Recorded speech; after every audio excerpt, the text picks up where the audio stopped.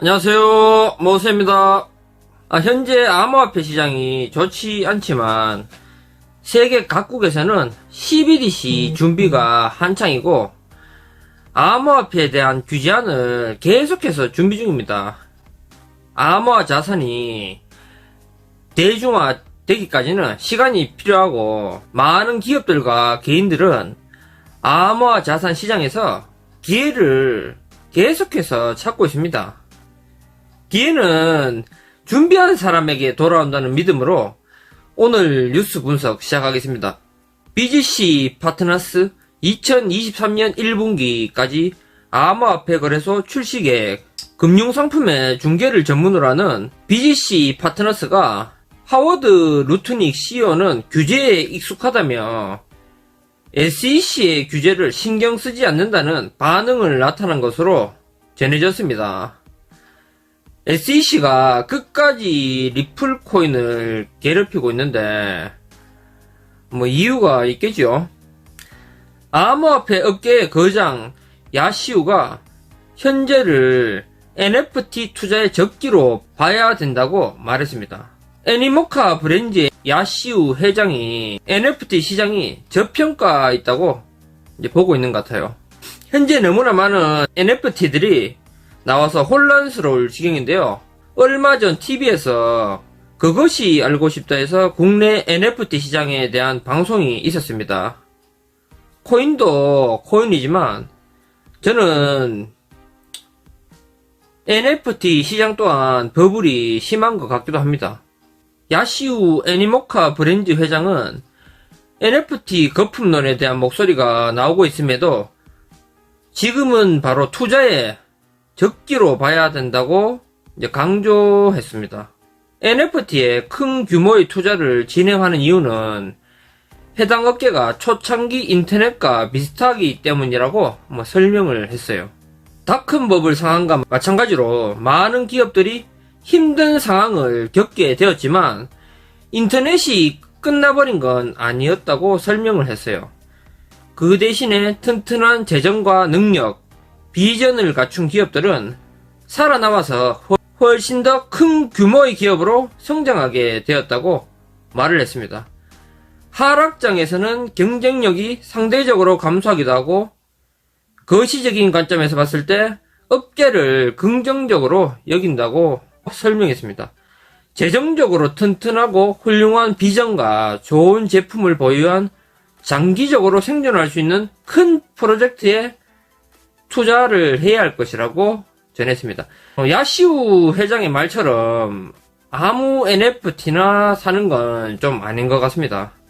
NFT를 발행하는 회사의 재정 능력과 비전을 충분히 고려한 후에 NFT 투자에 나서는 게 중요한 것 같아요. 지금 발행한 NFT 중에 살아남을 수 있는 것이 얼마나 있을까요? 특히 그는 NFT 산업 영역들 가운데 P2E의 특성을 가진 게임업의 유망한 미래 핵심 투자처로 평가를 했어요. 블록체인 게임이 기존 게임을 대체하리라고 생각해 본다면 그 성장 가능성은 매우 큰 규모라고 이야기를 합니다. 대표적인 블록체인 게임인 엑시 인피니티 이용자가 약 2천만인데 30억 명까지 확장될 가능성이 있다고 이야기를 합니다. 와, 30억 명이면 정말 어마어마한데요. 20여년 전 빠른 속도로 성장했던 중국에 투자할 때 실제 중국으로 건너가야만 사업에 성공할 수 있었다면서 메타버스 생태계에서 생활하면서 NFT를 구매하고 토큰도 거래해 볼 필요가 있다고 이야기를 합니다. NFT와 메타버스가 우리의 일상과 멀어 보이지만 10년 뒤, 20년 뒤에는 우리에게 어떤 영향을 미칠지 생각을 해봐야 할 것 같습니다. 개인적으로 게임 산업에서 P2E와 NFT를 활용한 메타버스들이 미래에는 대중화될 가능성이 크지 않나 생각을 하고 있습니다. 미국 CFTC 위원장 초당적 암호화폐 친화적 법안에 찬성해. 여당, 야당 가리지 않고 이제 미래에는 암호화폐를 무조건 논의해야 된다는 이야기 같습니다.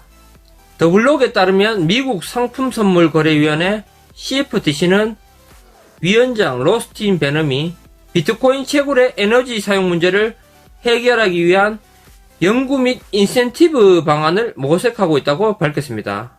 비트코인은 극도로 에너지 집약적이다. 지분증명 전환 등 기술적 변화 같은 어떠한 방법을 취하든 혼란을 해결해야 한다고 지적을 했어요. 우리가 해야 할 까다로운 일 중 하나는 상품과 증권을 구별하는 것이다. 해당 법안이 CFTC에게 규제 권한을 부여할 것이라고 강조를 했습니다. 빨리 좀 구별 좀 했으면 좋겠는데 죽겠네. 코인 채굴 에너지 문제를 해결하는 방법을 현재 찾고 있습니다. 중국에서 2017년 비트코인 채굴을 금지하면서 코인 시장이 엄청나게 폭락했던 때가 있었어요. 그런 사태는 막아야겠죠. 라이트코인 국내 거래소 퇴출 수순. 라이트코인이 거래소에서 퇴출될 줄이야. 2017년부터 상장되어 온 코인이기에 조금 안타까운 마음이 있습니다.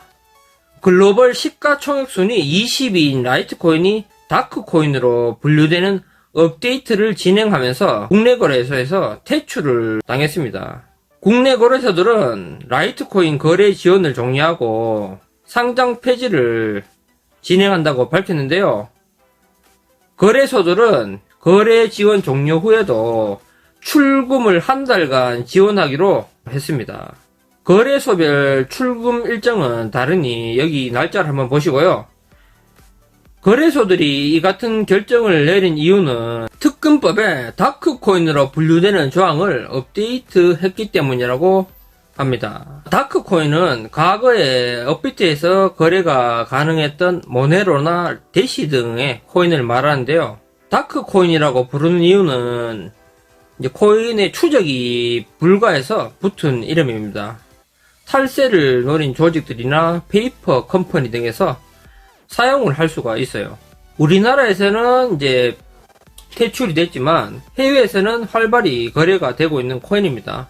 우리나라에서는 N번방 사건이라고 불리는 조주빈 사건에서 모네로 코인 즉 다크코인이 불법적인 일에 사용이 되면서 국내에서 퇴출 수순을 밟게 되었습니다.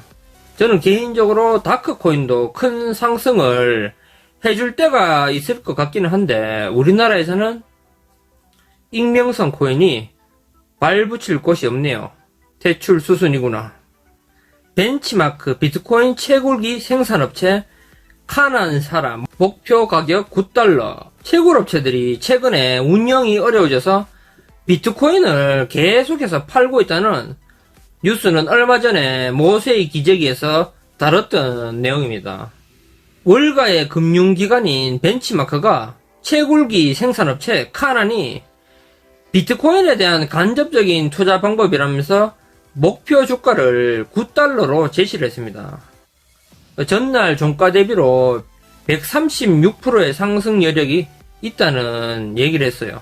비트코인은 계속 존속하고 장기적 추세도 우호적이라고 주장을 하고 있습니다. 채굴기 생산업체의 매수 추천이라 코인 가격도 바닥이겠다. 코인 관련 주식도 바닥이겠다. 이제 한번 쓸어담고 위로 한번 올릴 때 되긴 했습니다. 변정규 미주어 은행 전무 CBDC 기축통화운명 좌우 외환시장 변화 전망. 미주어 은행 전무는 CBDC는 외환시장 역사상 가장 큰 변화를 가져올 것이라고 이야기를 했는데요. 성패는 환전, 결제 플랫폼의 편리성이 얼마나 중요한지에 달려있다고 이야기를 합니다. CBDC는 중앙은행이 발행하는 디지털 형태의 법정화폐로 중앙은행의 부채에 해당합니다. 그는 CBDC가 기축통화의 운명을 좌우할 것이라고 전망했는데요. 현재 유로와 엔화 등 이종통화의 경우 달러를 매개체로 이용을 하고 있는데 달러를 거쳐 환전해야 해서 거래 비율이 높아집니다. 반면 CBDC의 경우에는 이종 통화 간 직거래가 확대될 가능성이 높다고 하네요. CBDC는 미국 달러에 대항할 수 있는 통화가 출현할 수도 있다는 것을 말하며 다른 나라 입장에서는 가능성이자 희망이지만 미국 입장에서는 도전일 수 있다고 말했습니다.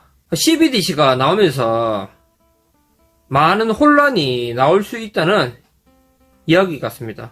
세계 각국은 CBDC 개발 경쟁에 나서고 있습니다. 추진 중인 81개국 중 미국과 영국을 포함한 52개국이 기초 연구 단계에 지금 돌입해 있어요. 한국 등 13개국은 모의 실험, 중국 등 3개국은 시범 운영 중입니다. 바하마, 동카리브, 나이지리아 등 상국은 CBDC를 현재 도입했어요. 선진국보다 개발도상국에서 더 적극적으로 나서고 있습니다. 한국의 경우에는 카카오의 이제 그라운드X가 CBDC 최종 용역 사업에 선정이 됐습니다. CBDC가 나오게 되면 국내 이용자들이 금융기관으로부터 전자지갑을 받고 이것을 충전하는 형태로 전자지갑을 통해 송금과 결제를 수행하는 방식이라고 합니다. 올 하반기 나올 종합보고서를 통해 한국은행이 추구하는 CBDC의 윤곽이 나올 것이라고 밝혔어요. 바하마는 2020년 10월, 동카리브는 2021년 3월, 나이지리아는 2021년 10월에 CBDC를 이제 발행해서 운영 중입니다. 개발도상국에서는 고액 수수료를 챙기는 시중은행에 대한 불신이 커지면서 서민들의 금융거래가 줄어들자 CBDC를 대안책으로 꺼내들고 있다고 합니다. 개인과 기업의 CBDC 수요가 시중은행과 중앙은행의 지급준비금에 영향을 미칠 것이라는 점에 주목을 했어요. CBDC를 사면 예금이 줄어들고 은행 예금이 줄면 중앙은행 지급준비금도 따라서 줄어드는 결과를 불러와서 여러가지 새로운 현상이 나타날 것이라고 설명을 했습니다. CBDC가 생기면서 앞으로 큰 변화가 오게 될 것 같습니다. CBDC가 도입되면 은행 자금 중개 기능이 악화되고 은행 예금이 줄게 되는데요. 그렇게 되면 은행의 대출 재원이 부족해지고 대출 금리가 상승한다는 예상 또한 있습니다. 개발도상국들은 결제 시스템이 매우 취약한데요. CBDC를 도입해도 사용하기가 힘들다는 이야기가 될 수 있습니다. 우리가 어제 본 뉴스들 중에 결제 솔루션 페이팔 같은 기업들이 암호화폐에 대한 기능을 추가하고 스테이블 코인의 결제 시스템을 늘리면서 결국에는 선진국의 결제 시스템이 개발도상국으로 들어갈 수밖에 없는 상황이 오지 않을까 생각하고 있습니다. CBDC가 만들어지고 법안들이 준비가 되고 스테이블 코인들이 계속해서 늘어나고 있어요. 그 다음은 무엇이 필요할까요? 이것들을 서로 연결해줄 무엇인가가 필요하지 않나 생각합니다. 형님들, 누님들, 우리는 어떤 선택을 해야 할까요? 세상이 조금은 어지러운 것 같습니다. 우리 어머니에게 한국은행에서 CBDC를 만든다는 이야기를 하면 그게 뭔데? 이렇게 이야기하십니다.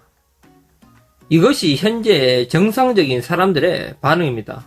아직 대중화로 갈 길이 많이 남았다고 생각하고 있는데요. 세계의 공조가 필요하고 환경이 조성될 때야 블록체인으로 인해서 변하는 세상이 온다고 생각합니다. 이번에 금융위기는 전 세계를 블록체인으로 엮게 되는 발단이 될 것이라 생각하고 있습니다. 5년 뒤, 10년 뒤를 보시고 미래를 준비하신다면 절대로 실패하지 않을 것이라 생각을 합니다. 자, 힘들 내시고요. 오늘 하루도 행복하시고요. 구독, 좋아요, 알람 설정 부탁드립니다. 감사합니다.